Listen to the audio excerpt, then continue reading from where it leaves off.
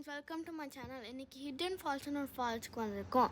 இது hidden falls இந்த மாதிரி இருந்தது, அப்புறம் இந்த மாதிரி ஆயிடுச்சு.